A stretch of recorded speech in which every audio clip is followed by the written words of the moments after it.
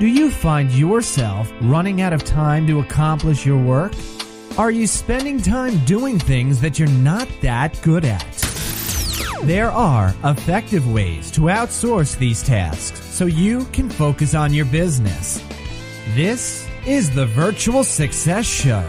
We bring the inside scoop on outsourcing success for entrepreneurs by entrepreneurs. And now, here are your hosts, Matt Maloof and Barbara Turley. Hi everyone, and welcome back to another episode of the Virtual Success Show, where I'm joined by my co-host, Matt Maloof. Hey Matt, how's it going? I'm well, and we're joined by the magnificent, wonderful, bright, positive Barbara Turley. I was thinking before you said that, I was chuckling in the background. I thought, I shouldn't assume he's going to talk about me. Thank you for that great accolade. A lot to live up to on this episode. How have you been? I've been well. I've been really, actually, the last little while, I've been really thinking back on the episodes we've been doing, actually, about communication. These episodes about communication, because it's something that I've had to grow into myself as a business owner and as an entrepreneur as well. And some of the tips you've been giving on these shows have really actually helped me a lot in my communications with my teams and thinking about how I'm communicating and the language I'm using, and am I being too nice, wanting them to like me and not attacking the difficult conversations and the effective feedback and stuff like that. So it's been excellent. How about you?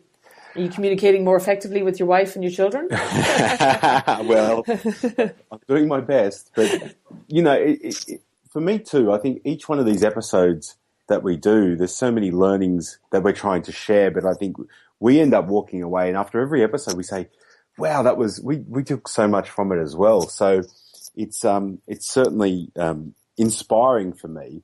And what it does too, I think these episodes for me, not only with my own teams, but in the coaching that I do, it just enables me to enhance the experience for everybody and really uncover and help people keep moving forward. So, I think it's an important point actually that we've just discussed this, because I want the listeners to understand that you and I are literally growing our businesses based on some of these conversations we're having on the podcast together, and we're learning and using the tips and strategies. So, for the listeners, please do listen to what we're saying, because we're actively doing this every day in our own businesses and seeing results.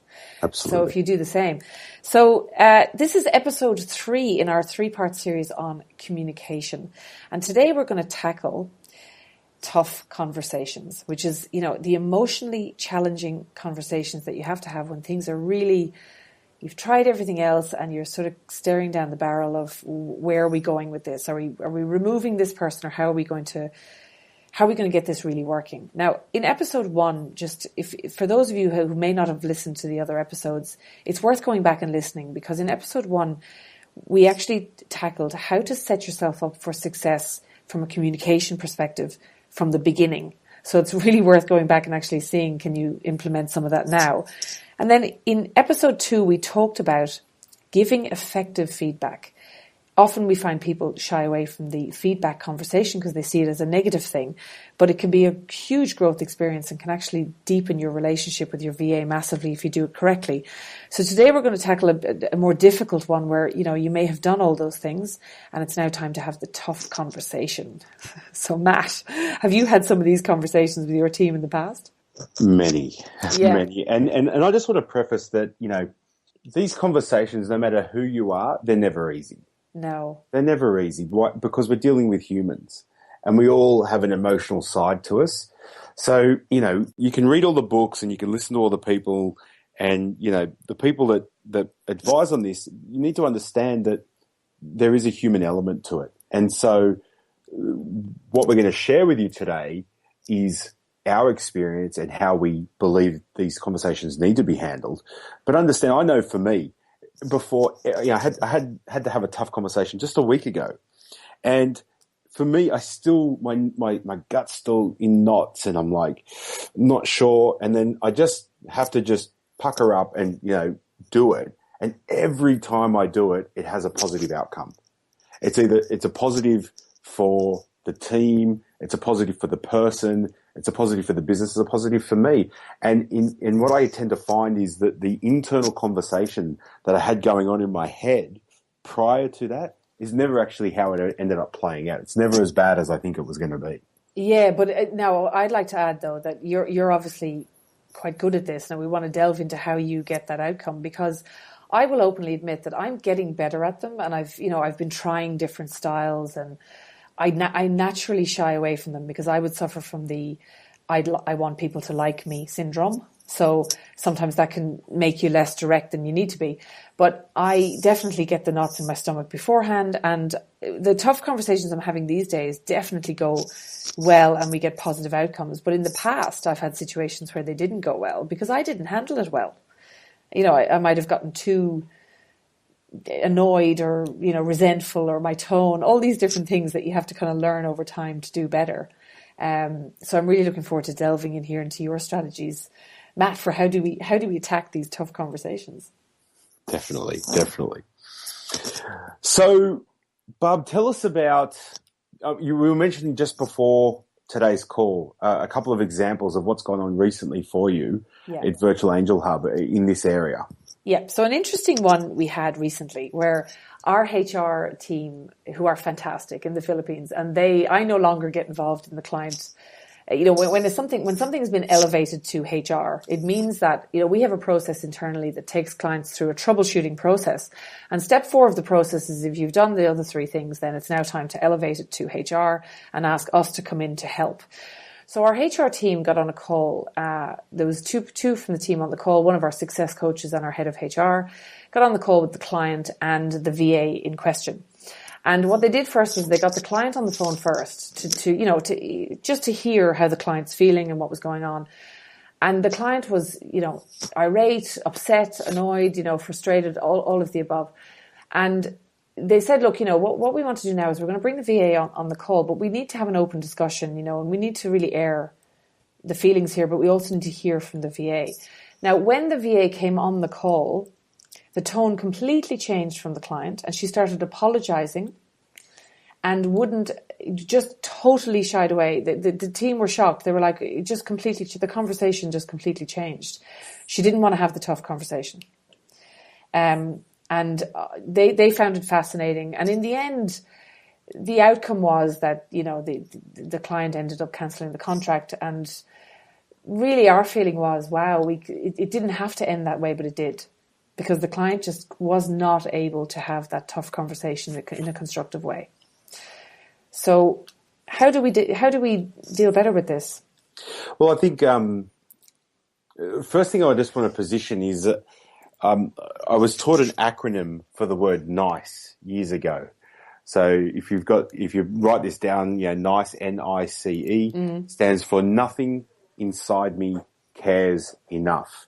And so when you're overly nice to your people, and you don't address the tough conversations, it implies that nothing inside you cares enough. You don't care enough about wanting to make this person better or make the relationship work. You're just happy to walk away from it. Now, that doesn't mean that walking away from it isn't necessarily the best result. Yeah. Okay, so I just want to make sure that that's critical. But, in light of what you were just describing, Barb, I call that a bit of, I call it tough guy syndrome. Like behind closed doors, I'll talk really tough and we're going to do this, they're no good and blah, blah, blah, blah, blah. And then you get in front of them and you're not willing to say the same thing. And I think this comes back to, I think, understanding the values of your organization. And if you don't have candid conversations with people, if you're willing to say one thing about them behind closed doors and not say the same thing to them to their face, you actually have a fundamental flaw in your business, not just in this conversation. Because candor, and if you I highly recommend everyone reading the book Winning by Jack Welch on this.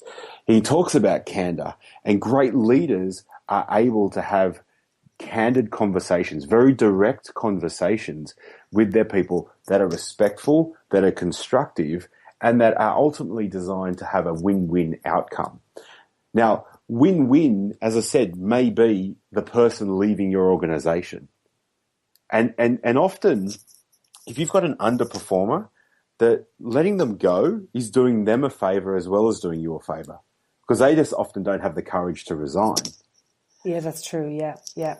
And you can leave on good terms then and be like, I mean, it was funny when you were using the word candour, a story I'd love to share with the listeners about my approach to candour. And again, I learned this, by trying different methods. And, I mean, obviously I kind of have to have tough conversations quite a lot, because in the business we're in a people business, and, things can come up quite a bit. But for me, what's started to work a lot recently is I just get on a call with my people and I'm like, hey, look, you're a smart guy, right? Let's say it's a guy, whatever. You're a smart person and I'm a smart person. So I think we both can be like, it's not working. Like, you're not stupid, right? And neither am I. So let's just be honest. It's not working for you. It's not working for me. And let's just get to the bottom of what's going on. Like, what's really happening here? What's happening for you? And I even go to the point where I say, look, do you like the job? Because if you don't, it's okay. We need to talk about it. And you're going a level deeper. You're dropping business-like and you're going a level deeper and saying, hey, let's forget all that stuff, the business stuff, the business, everything. And let's you and I have a discussion about what's really going on here. And that, for me, it's unbelievable the barriers it breaks down when you do that. I'm going to add one thing to what Barbara's just said. You need to have that style of conversation with the right person as well. Yeah, so I'm not sure whether this would work with everyone. No. So it's probably not, don't take this as like the way to go, but it's just something I've been doing recently that's working for me and my style. And so one of the areas that I've invested heavily in learning is in various communication styles. DISC for me is one method of understanding how to communicate and adapt to different styles. So someone has a very direct approach will actually be very receptive to the way Barbara just communicated. But someone that is say maybe not as open or open to that kind of direct communication, you just need to shift the language. You have the same content that you're trying to get across. It's just in your delivery. So it could be along the lines of, hey, Barb, look, as you're aware and I'm aware, things, they just haven't seemed right lately. They just haven't really, we're not really gelling. I don't know how you feel, but I'm interested to hear how you feel. And I just want to have a conversation with you so that we can work out what is the best way to move forward. Now, that's just a different style of communication to get to that same outcome. But if you don't address it, if you don't communicate to people in their style, if you only communicate in your style, they'll close off straight away. Mm. And so it's actually becoming very masterful with your language so that you can get great outcomes. I think in saying that as well. So I really love that, because that's also working with the person you're speaking to and taking into account their style. But both ways are still very candid, as you said. Like, you're dealing with going a level deeper than a business-like conversation. You're going into, let's forget all that stuff for a second. Let's you and I on this call together go a little bit deeper together. To work out, and as you say, the solution may be that the person moves on or that we both move on, but it can be in a really nurturing way, because, if the person needs to move on for both you and them, then that can be a fantastic outcome for both of you. Absolutely. Or maybe you give them a different role. That's happened to me before, where we ended up putting someone in a different role and they totally excelled in that new role. Just the role didn't suit them, the original role. And so a couple of things about setting up for these tough conversations is, firstly, I in my experience, when you surprise people with these conversations, they never go well.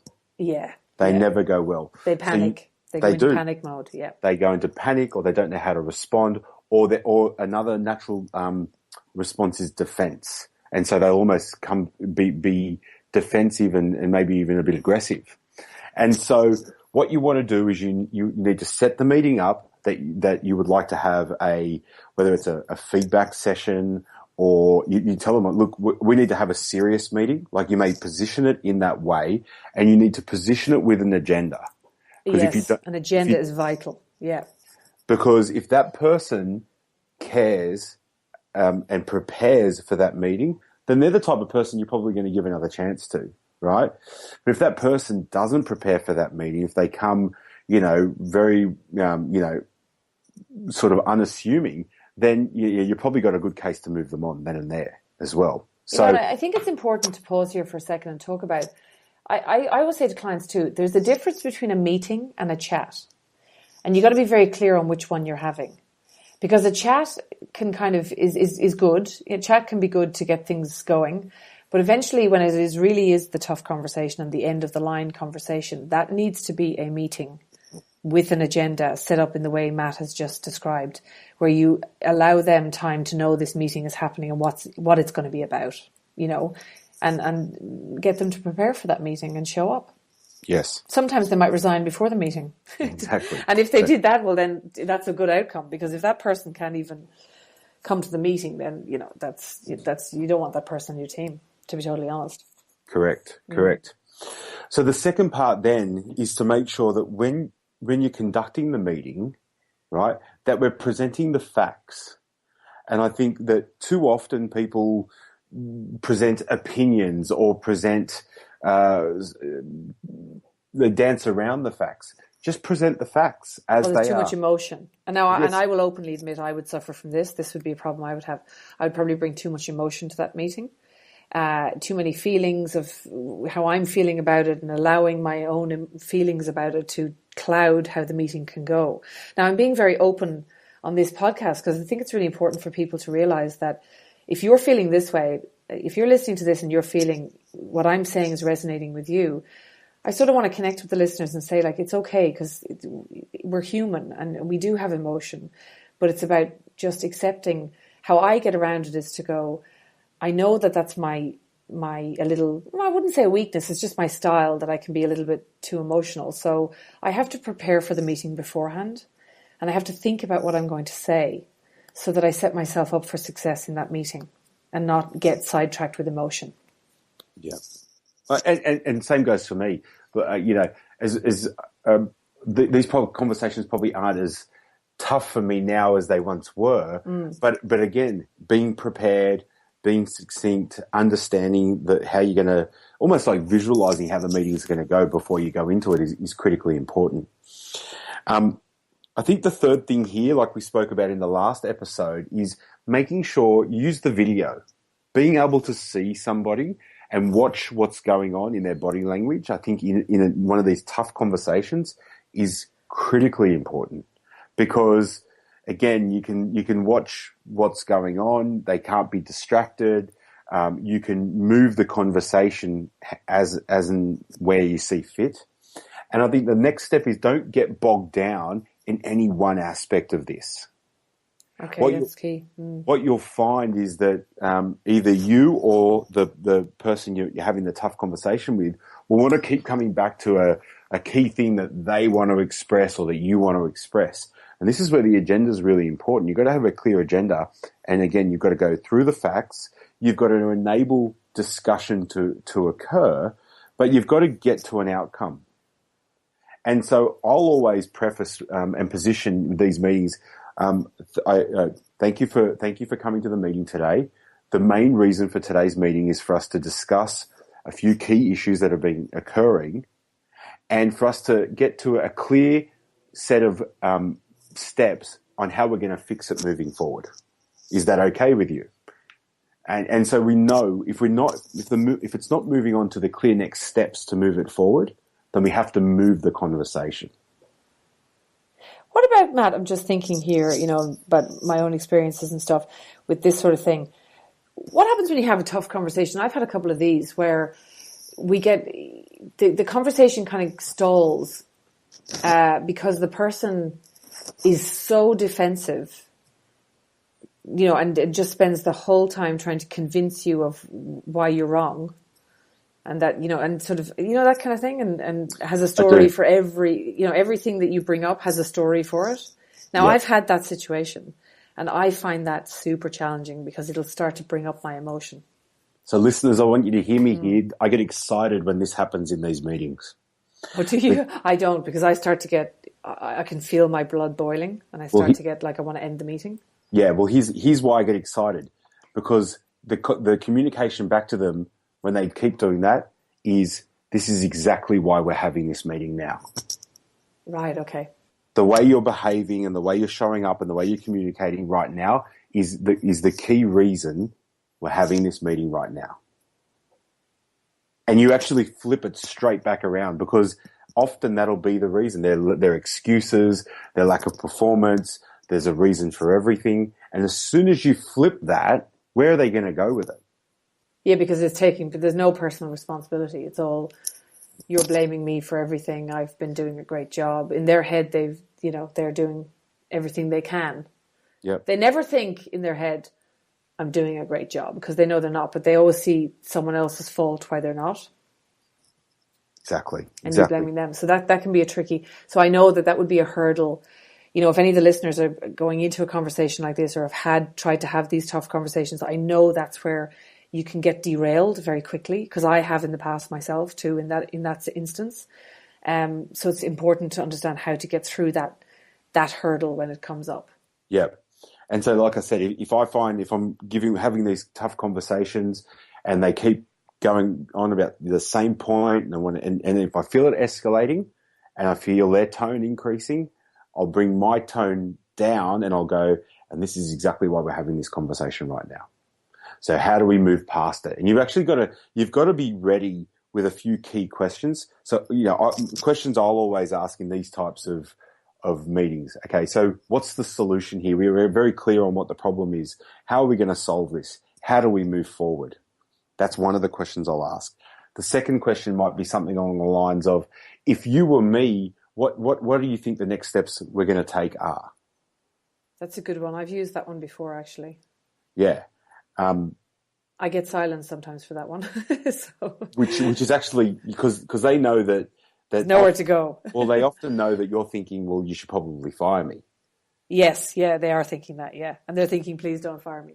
Exactly. But often with that, you might send them away and go, look, you need to think about this, and you need to come back and tell me, well, if you were me, what's the next step here? And not always, but often you'll get a resignation letter.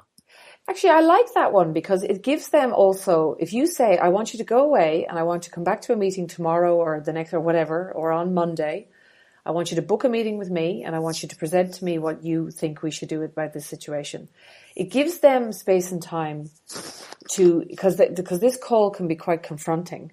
But it gives them a moment, as you say, to step back and think about, and you will actually probably get a resignation, or someone who's any good will come back with, probably an apology and a very open admission of the responsibility they're going to take and what they're going to do about it. But more often than not, it'll be a resignation. Absolutely. Yeah, absolutely. That's very powerful. But I think also giving that space and time gives you a break as well, and it pushes it back on them to come back with their own solution. Yeah. To the problem. I like that. I'm stealing that one. I want actually the listeners to realize that, when I think back on these 3 episodes in particular, and actually many of the episodes that we've done, Matt, it's literally like sometimes I'm getting a coaching session from you. So it really is, guys, if you're listening to this is an absolute coaching session on how to deal with these situations. I come to Matt on these podcasts and present case studies of, issues that we have internally and how I'm dealing with them. And Matt is a coach that has coached so many businesses from diverse industries and everything, is coming with absolutely like the nuggets of the strategies that he's giving on these podcasts are just amazing. And I'm using them in my business. So I would encourage everyone to take on board what you were saying. Thank you. It's fantastic. So I think too, how do we wrap up this one? Do we want to just recap maybe some of the points on the tough conversations?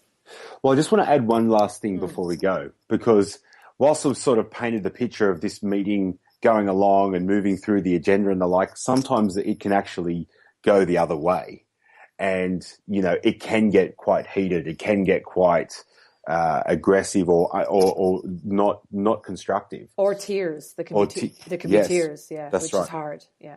In which case, you need to shut it off quick. You need to say, look, this is not a productive use of your time or my time right now. I think what we both need to do is walk away from this and come back in an hour, the next day or whatever, when we're both in the right mindset to get to an outcome. Don't enable the emotion of the situation to take over where you want to head with this. You've got to get super clear on the outcome here. If your outcome in this tough conversation is to move somebody on and you're feeling yourself not like it's not going to move, you need to pull away and come back and recenter yourself, refocus yourself, because otherwise what will end up happening is you'll end up probably, doing so. You'll probably give them a pay rise or something. I was just thinking to myself, that's what I'd give them a bonus or something. And then what I've realized is sometimes you have to accept that you might have a very manipulative person on your team. Like sometimes you got passive aggressive people. Sometimes your staff member might seem crap in some areas, but they might be very manipulative. And, they've got, I've had this happen too, where, we've got manipulators and they can manipulate you very easily when you get to this point. So you've got to sort of watch out for these cues too, without assuming that that's not everyone, but sometimes it can be a manipulative thing. Yeah. And so I think just being ready for that also coming into these, if the conversation is just derailing, just kill it then and there and come back with the outcome. Okay. The other thing I just wanted to add is 30 minutes. Don't enable more than 30 minutes for this meeting, because the longer it is, the more off point you'll go. That's so true. Yeah, that's very true. Right? Hour and a half later, you don't know what you're talking about. Exactly. And so the reality is you need a tight agenda. There needs to be clarity coming into the meeting, what it's about. You then need to ensure that you follow it. And then I would just be very respectful and clear with your communication. If someone's not performing, as I said earlier, give them the facts. Yeah. Let me be clear with you on where this is at. You might use language like that, or you might go, look, as you know, we're here to discuss XYZ today. Is it okay if I first of all go through and give it to you from my perspective, and then I'd like to hear it from your perspective? Or you may even do the reverse. I'd like to hear it from your perspective, and then I'll give you my perspective. Okay? Frame it up. Use that clever language in there where we're asking for permission. It's very direct but clear, and it's not aggressive. And I think that's what I see in these conversations. People tighten up, and so what happens is they end up coming across as a little bit of aggressive in their language. Yeah.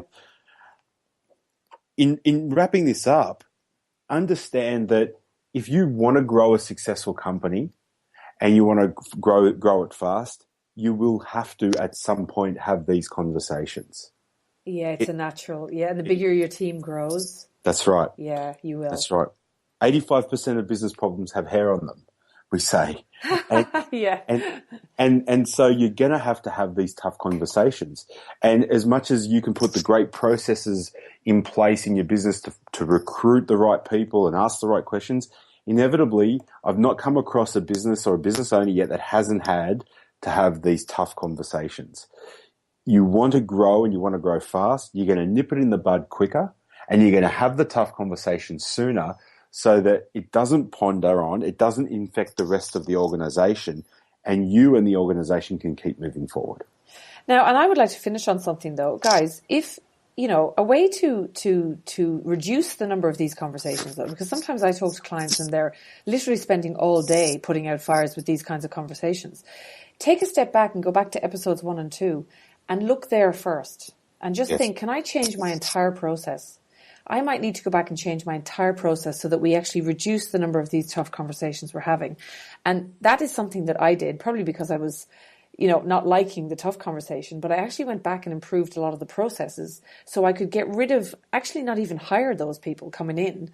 And that's part of our recruiting process now at Virtual Angel Hub. We try and eradicate a lot of problems, but also just setting it up so that you don't have as many of them and it doesn't escalate to that level as often. So episodes 1 and 2.